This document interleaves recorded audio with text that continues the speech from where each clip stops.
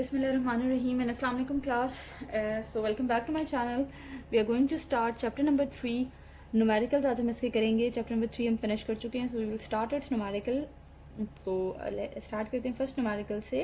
A force of 20 Newton moves a body with an acceleration of 2 meter per second square. What is its mass? अब आपके पास आपको data में numerical में देखना है क्या क्या डाटा गिवन है. You have force of 20 newton जो कि ऑब्जेक्ट को मूव करवा रही है acceleration of 2 metre per second square से. What is its mass and you have to find its mass. अब आप डाटा लिख लें कि आपके पास क्या क्या चीज़ें गिवन हैं. तो आपके पास गिवन में आ जाएगी फोर्स 20 न्यूटन, एक्सेलरेशन है 2 metre per second square and you have to find mass. Then you will give heading of formula used कि which formula you will use.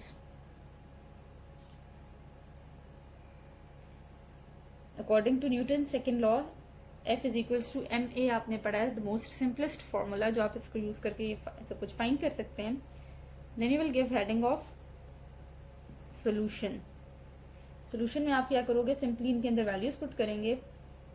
F is equals to ma, force is 20 newton, mass is unknown and a is 2 metre per second square. 2 यहाँ m के साथ multiply हो रहा है, unit में यहाँ साथ नहीं लिखती. 2 मल्टीप्लाई हो रहा है, इस तरफ आके क्या हो जाएगा, 2 डिवाइड हो जाएगा. कटिंग करें तो आपके पास मैथ आ जाएगा 10 और मैथ का स्टैंडर्ड यूनिट क्या होता है, kilogram. So this is your answer. Second numerical is the weight of body is 147 Newton. What is its mass? Simply आपको एक weight दिया हुआ है और आपसे mass पूछा हुआ है. अब यहाँ पर आप देखें कि आपके पास, आपको ये नहीं पता कि आपके पास जो है न्यूटन आपको यहाँ यूनिट दिया हुआ है, तो यहाँ पर आपने ये काम नहीं करना कि आप इसके साथ कंफ्यूज हो जाएं कि जी आपको तो ये फोर्स का यूनिट दिया हुआ है. यहाँ पर आपने टर्म पढ़नी है weight. Weight of body is 147 newton. What is its mass? You have to find mass. अच्छा जी, अब अगर मैं इसका डाटा लिखूं तो मेरे पास डाटा में सिर्फ एक ही चीज गिवन है, दैट इज वेट. और वेट कितना है, 147 newton and we have to find mass. ठीक है. अच्छा, अब आपने फॉर्मूला कौन सा आप यूज करेंगे इसी चैप्टर में. जब आपने मैस एंड वेट का कंपैरिजन पढ़ा था तो वेट के लिए आपने फॉर्मूला पढ़ा है W is equals to mg. अब देखें आपको वेट गिवन है, मैस आपने फाइंड करना है. थर्ड टर्म जो है इसमें g है. अब आपको g को सोचना है कि g क्या है. g इज ग्रेविटेशनल एक्सेलरेशन जो आप लोगों को पता होना चाहिए and the value of g is 10. So simply we will put the values in it. Solution लिखेंगे आप. वेट की जगह 147, mass is unknown and g is 10. 147 divided by 10. 10 के साथ आप डिवाइड करेंगे तो सिंपली 14.7 ये पॉइंट लग जाएगा इसमें. m is equals to 14.7 and यहाँ पर यूनिट मैस का आ जाएगा kg. अगर आपको यूनिट्स इस तरीके से ना भी करना हो, आपको डायरेक्ट यहाँ से देखिए न्यूटन यूनिट है इसका. न्यूटन कितना होता है, kg metre per second square. और एक्सेलरेशन का यूनिट, ग्रेविटेशनल एक्सेलरेशन का यूनिट क्या है, मीटर पर सेकेंड स्क्वायर. ये एज इट इज कट जाएगा और you will get kilograms in the end. How much force is needed to prevent a body of mass 10 kg from falling? 10 kg का एक just mass आपको बताया हुआ है कि आपने अब ये बताना है कितनी फोर्स आपने लगानी है कि आप इस बॉडी को फॉल करने से बचा सकें. अब यहाँ पर हम लेट सपोज कर लेते हैं कि we have this shape of mass 10 kg. एक हमारे पास ऐसा कोई ऑब्जेक्ट है जिसका मास है 10 kg. तो कोई भी ऑब्जेक्ट ने, अगर किसी भी ऑब्जेक्ट ने टूवर्ड्स द अर्थ जाना है तो वो किस वेट, किस फोर्स के साथ जाएगा, जितना उसका वेट होगा. क्योंकि अर्थ उसको जितना वेट होगा वही gravitational weight is basically a gravitational force. तो कितना होता है वेट का फॉर्मूला mg है. मैस कितना है, 10 है. g की वैल्यू कितनी है, 10 है. मीन्स 100 इसका अगर वेट है 100 न्यूटन, तो इसको ऊपर से कितनी फोर्स लगाएंगे कि ये बैलेंस रहे. According to Newton law equal forces लिखती है ना दोनों, बट ऑपोजिट इन डायरेक्शन. तो कितनी फोर्स ऊपर की तरफ लगेगी जो इसको गिरने से बचा सके, सेम 100 न्यूटन लगेगी. तो हम यहाँ से पहले हम अपना डाटा लिखते हैं कि हमें गिवन क्या है. डाटा में आप जस्ट लिखेंगे mess equals to 10 kg।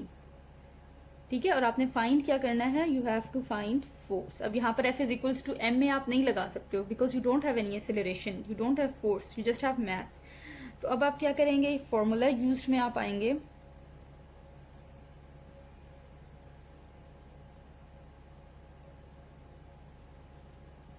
Formula आप क्या यूज करोगे, force is equals to weight is equals to mg। हमें पता है कि जो वेट है वो mg के इक्वल है, W is equals to mg होता है। और कितनी फोर्स लगेगी इसको ऊपर की तरफ खींचने के लिए, गिरने से बचाने के लिए, सेम वही फोर्स लगेगी जितना उसका वेट होगा। इसलिए हम यहाँ पर ये कह रहे हैं कि force is equals to weight. ये वाली फोर्स इतनी ही लगेगी ऊपर इसको गिरने से बचाने के लिए जितना इसका वेट है। और वेट का फॉर्मूला क्या होता है, mg। वेट की जगह पे हम क्या पुट कर देंगे, mg। अब इस फॉर्मूले से हमें कैलकुलेट करना है। तो मैथ इसका 10 है, जो मैं यहाँ पे ऑलरेडी बता चुकी हूँ। g की वैल्यू 10 होती है, तो कितनी फोर्स हमें चाहिए, 100 न्यूटन की फोर्स हमें चाहिए to prevent it from falling. चलिए जी, न्यूमेरिकल नंबर 4 स्टार्ट करते हैं। न्यूमेरिकल नंबर 4 में क्या है कि find the acceleration produced by force of 100 newton in a mass of 50 kg। What you have to find acceleration and what is given in the data, produced by force of 100 newton. Force कितनी दी हुई है आपको, 100 newton. Acceleration you have to find in a mass of 50 kg। Mass कितना दिया हुआ है, 50 kg। अब आप कौन सा फॉर्मूला यूज करेंगे, सिंपल 3 चीजें हैं, FMA। इसके लिए simple formula Newton second law, F is equals to MA। F is 100 newton, mass is 50 kg and you have to find acceleration A। 50 multiply हो रहा है, यहाँ आएगा तो डिवाइड हो जाएगा, 0 will cancel out with 0, 5 1s are 5 and 5 2s are 10, so acceleration is 2 meter per second square। चलिए जी, अब है numerical number 5। A body has a weight of 20 newton, how much force is required to move it vertically up with an acceleration of 2 metre per second square. सबसे important चीज आपने ये देखना, 20 newton is a weight not a force. कोई भी एक object है, उसका डाउनवर्ड वेट कितना एक्ट कर रहा है, 20 न्यूटन। वो पूछ रहा है कितनी फोर्स आपको चाहिए कि आप इसको वर्टिकली अपवर्ड मूव करवाओ with an acceleration of 2 metre per second square. अब यहाँ पे 2 चीजें हैं। फर्स्ट तो आपको ये याद रखना है कि जितना इसका नीचे वेट है उतनी फोर्स इसको ऊपर चाहिए है टू बैलेंस इट। 20 न्यूटन नीचे लग रही है, 20 न्यूटन ही ऊपर लगेगी तो ये गिरेगा नहीं, बैलेंस रहेगा।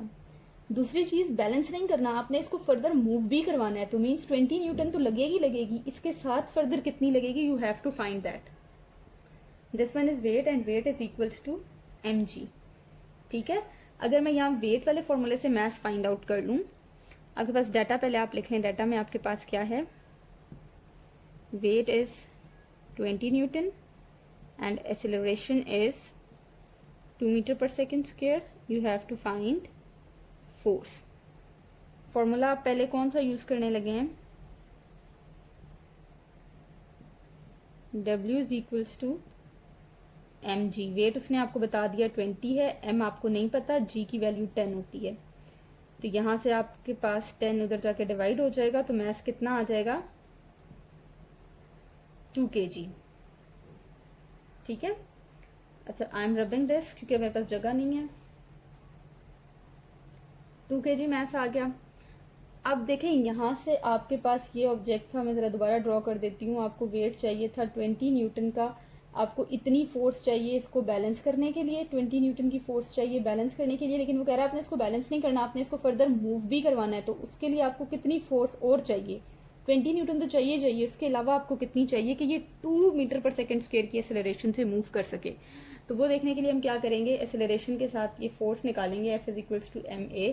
फोर्स तो आपने फाइंड करनी है, मैस ये आप यहाँ से निकाल चुके हैं कि ऑब्जेक्ट का मैस कितना है, 2 kg है, और कितनी एक्सेलरेशन के साथ मूव कर रहा है, 2 मीटर पर सेकेंड की एक्सेलरेशन के साथ। तो फोर्स कितनी आ जाएगी, 4 न्यूटन। 4 न्यूटन की फोर्स ये आ गई है। 20 न्यूटन इसको बैलेंस करने के लिए चाहिए और ऊपर मूव करवाने के लिए 4 न्यूटन और चाहिए, तो टोटल फोर्स आपको कितनी चाहिए होगी, 20 प्लस। अगर वीडियो पसंद आए तो मेरे चैनल को सब्सक्राइब कर दीजिएगा। Thanks for watching. अल्लाह हाफिज़।